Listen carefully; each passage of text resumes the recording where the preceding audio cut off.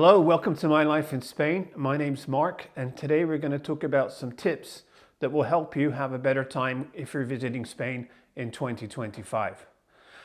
Before we start though, let me get a glass of my favorite drink, Vichy Catalan mineral water. Absolutely love this stuff. And while you're in Spain, you should give it a try. Not only is it good for you, it's delicious.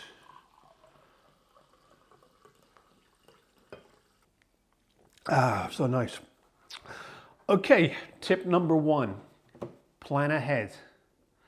Do all your research before you come to Spain on wherever you're visiting or what you want to do here. And remember that many places that you might want to go and visit, other people do too. This means that places like Alhambra in Granada can be booked up months in advance. The same thing goes for the Sagrada Familia in Barcelona. They do this on purpose to limit the number of people, that way giving you a better experience when you get to go and visit. Look into rail passes. Look into senior discounts if you're over 65.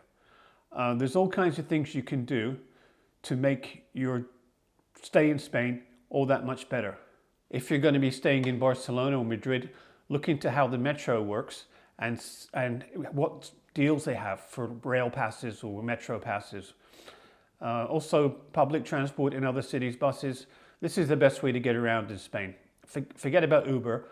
They do have them in some big cities, but it's the taxi drivers were opposed to them and they've limited the number of licenses allowed. So use public transport for the most part. It's extremely good. The infrastructure in Spain is first world. It's got the second largest amount of high-speed rail lines after China.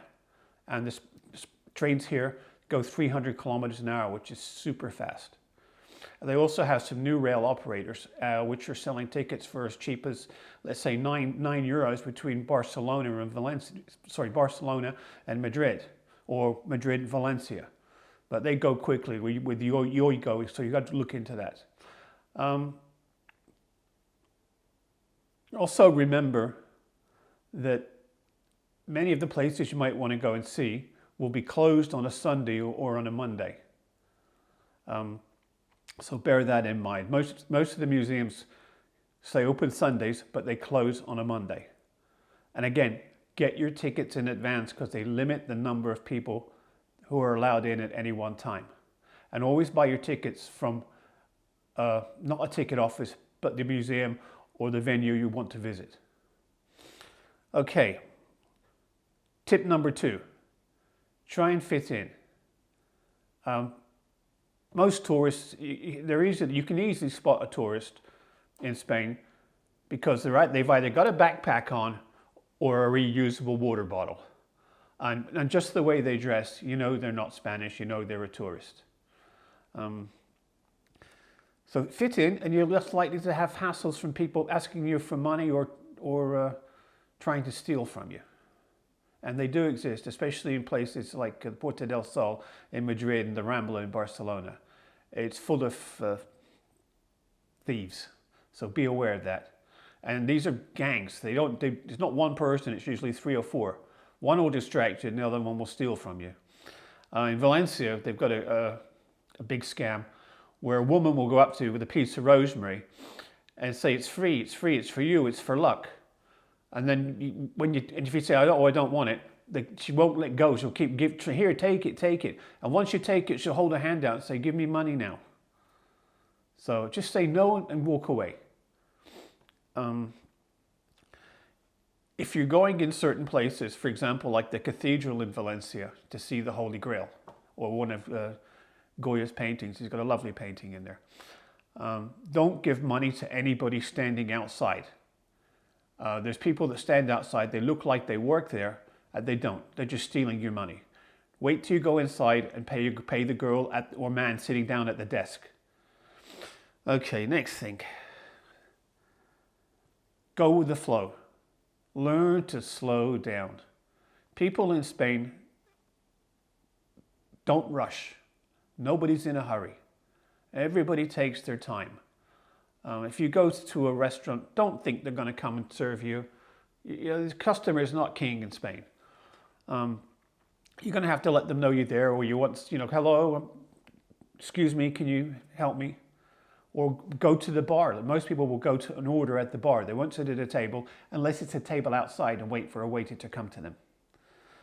Okay. Tip 4, learn some Spanish. In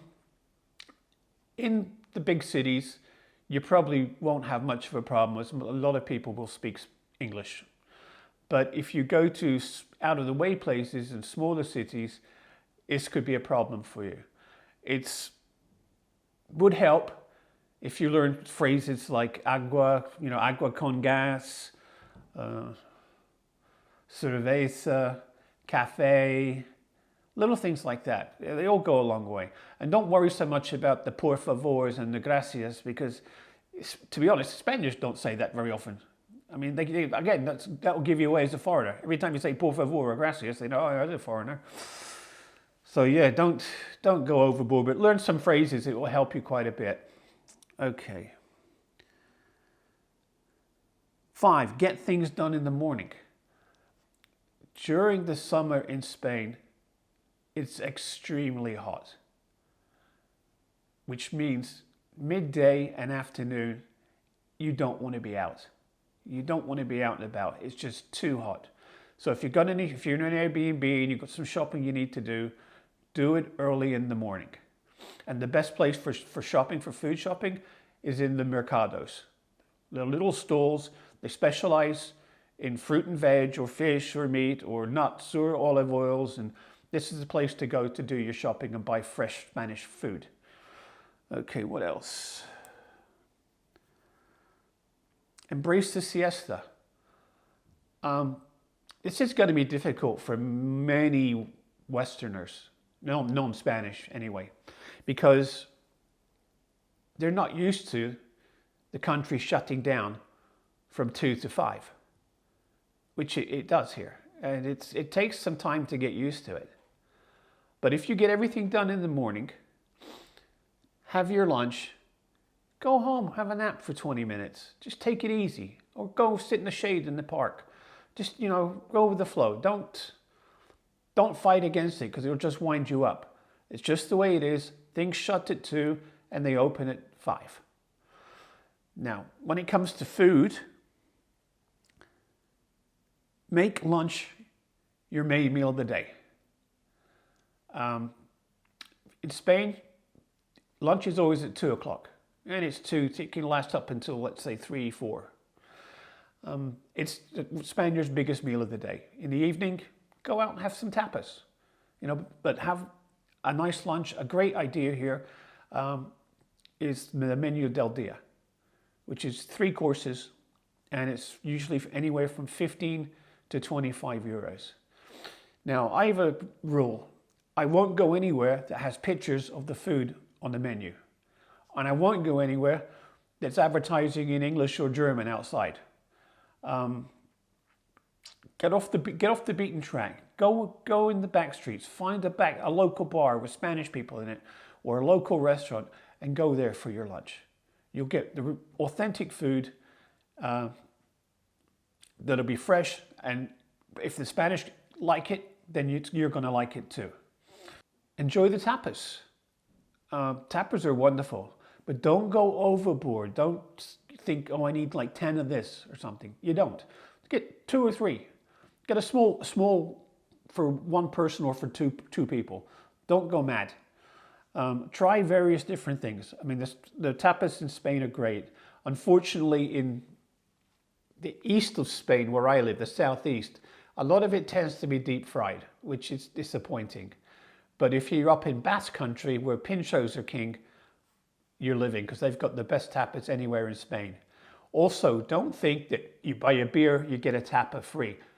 It doesn't work that way. The only place that happens is in Andalusia. So you might get it in Seville and Malaga and on the Costa del Sol, but you won't see it anywhere else in Spain. Usually your drinks are always separate. Okay, next one. Get off the beaten path. Again, like I said, when it comes to the restaurants, find places out of the way. But not just restaurants, cities in general to visit.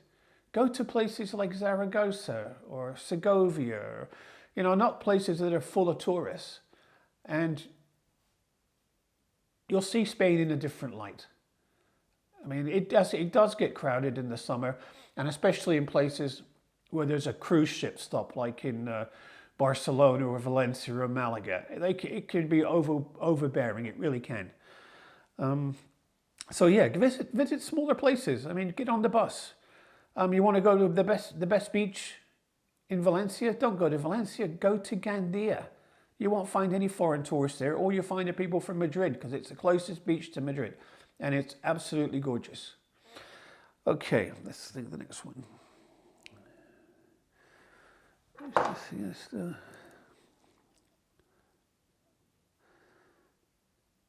Now, this is just my personal thing. And I know I'm not like everybody. This is just me. I hate organized tours. I'd rather do my research and do my own thing than have me and 30, 40 other people walking behind somebody telling me what I'm supposed to be looking at. So, again, that's me. I mean, there's a lot of people that like that. Not me, I'm afraid. And if you're like me, you can do your own research. I mean, all these places you're going to visit, most of them have audio guides that you can rent. So yeah, do your own thing. Don't get wrapped into these tours that can cost you a lot of money. Okay, so that's it for this video. Spain's a wonderful country, and I'm sure you're going to have a great time. Just be careful, blend in, and avoid the tourist traps, because there's plenty of them. Thanks for watching. See you next week. Bye for now.